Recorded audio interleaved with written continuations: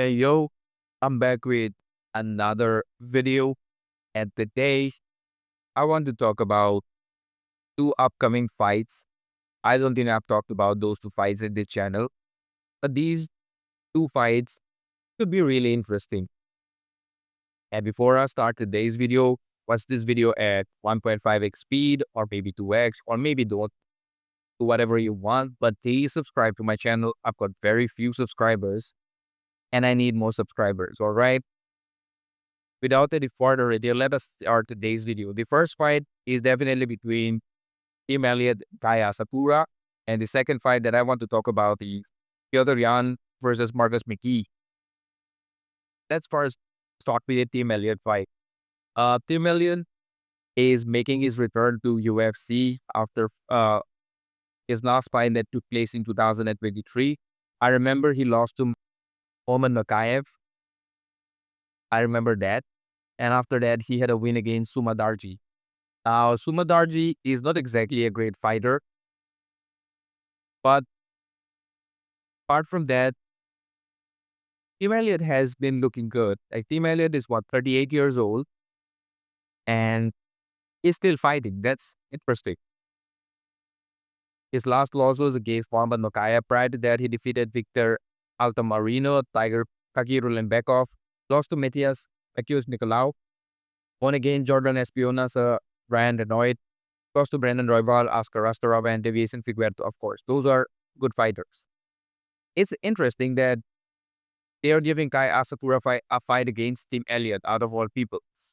I'm assuming that the UFC wants to see Kai getting a win. And rightfully so, because he is arguably the most popular flyweight fighter in the world. None of the UFC fighters, including Pantoja, who's arguably one of the best fighters in UFC pound for pound, is not exactly any popular.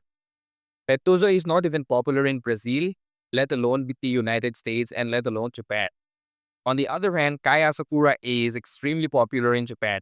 I think he is probably the second most popular MMA fighter in Japan after his brother.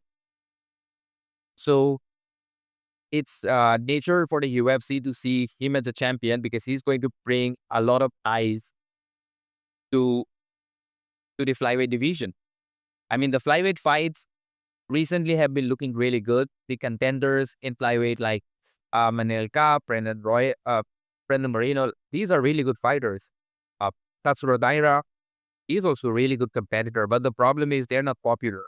Tatsuro Daira is not popular in Japan, whereas Kai Asakura is pretty popular. He's really, really popular, even though he has lost to Manel Kape before. So I don't know about his ability to fight against the UFC top 5, top 10. So Tim Elliot would be an interesting fight because Tim Elliot is a grappler. And the last person that Kai Asakura fought was Alexander Pantoja, who is, again, a grappler, but in his fight against Kai Asakura, even Pantoja was striking with him. Like, Pantoja's striking was as good as Asakura, is not better, because Pantoja was tagging him on the feet. I remember Pantoja landing some really good shots on the feet as well. And, of course, Pantoja was able to choke him in the second round, 2 minutes, 02.05 seconds. Not even 2 minutes, 1 second. He was able to choke him in 2 minutes. So, yes, Kai Asakura has some really big, I would say, he has some really big holes when it comes to his grappling. And it will be, also, I don't think he has fought that many times inside the cage. So that is a really different thing.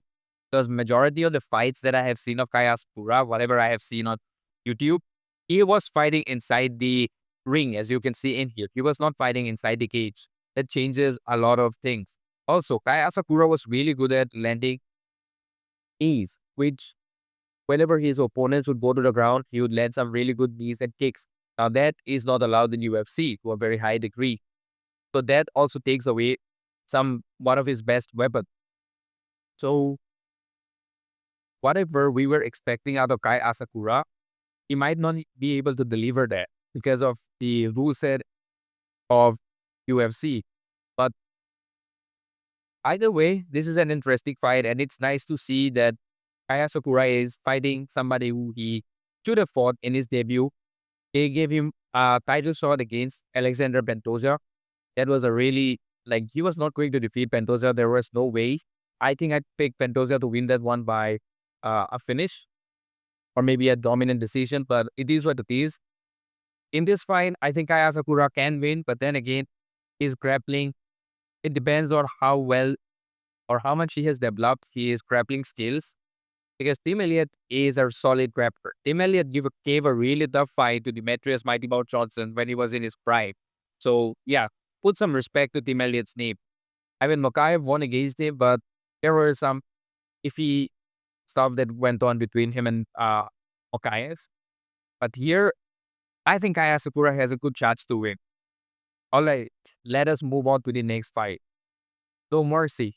Arguably one of the most popular fighters, one of the most loved fighters in UFC. Petr Yan is going to fight finally. Look, Petr Yan deserves to fight somebody in the top 5, in my opinion, but I don't know who he will fight in the top 5. He's only 32. He's not a old guy. He's not somebody who is a has-been. I know he's a former champion, and he lost his belt to Aljamain Sterling because of that illegal knee that he landed. That was a really stupid mistake that he did.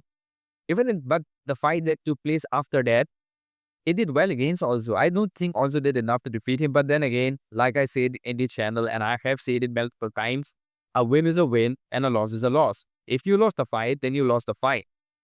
That is what happened in Petr Yan's case. Then he went on a really bad losing streak. Like he lost against Aljamain Sterling. Then he won against Corey Sandhagen. After that, he lost to Aljamain Sterling. When Aljamain Sterling returned. And then, yeah, he lost to Sean O'Malley and Merab Dvalishvili. That Sean O'Malley loss was it was a split decision loss. That was a really, like, controversial loss, but it is what it is. And he lost to Merab Dvalishvili. Of course, Big Merab, is going to somehow defeat you. Then he won against Song Yadong. That was a really good performance by Petr Yan. I think he lost the first round, then he won the second and third round. And after that, he won against Deviution Figueredo. Even in the Deviution Figueredo, that was like a back and forth kind of a fight, but he did win that fight really decisively. But after that, Deviution Figueredo's performance against Corey Sandhagen looked really bad. So I'm a bit skeptical about Petr Yan. But then again, he did defeat Song Yadong. He did defeat Song Yadong. So that is something we need to be looking. I think I would have liked Song Yadong versus Petr Yan because that would have been a really good fight because they are both probably in the top 5, top 6 in there. But they are giving him Marcus Mcgee. I don't know, why would you give him Marcus Mcgee? I know he's probably in a really good winning streak. He's probably in a 9-5 winning streak or something. But still, what is his winning streak? He's on a 6-5 winning streak, not a 9-5 winning streak. And also, this guy is older than Petr Yan. And how the hell he is a prospect? He's a 35-year-old prospect in the bantamweight division.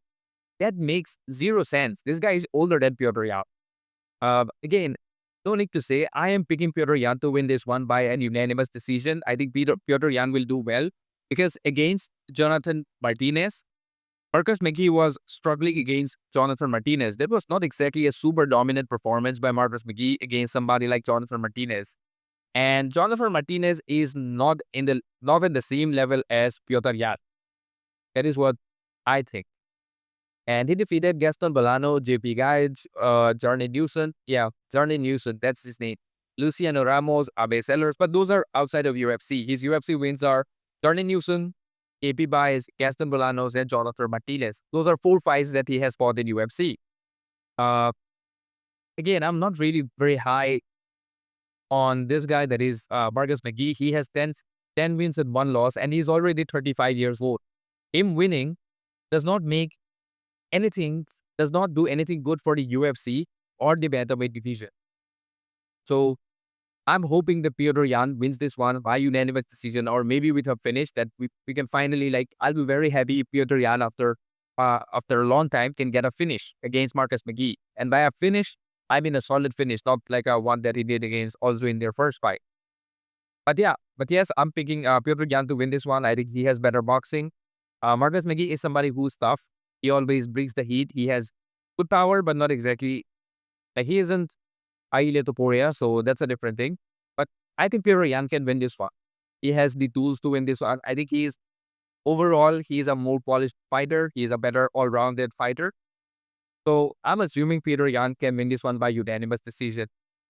Um, I guess that is it from today's video. If you enjoyed today's video, then drop a like in this video, on this video.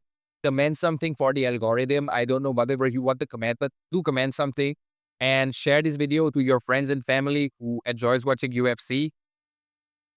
And please subscribe to my channel. I've got very few subscribers. And yeah, peace out, guys. Peace out.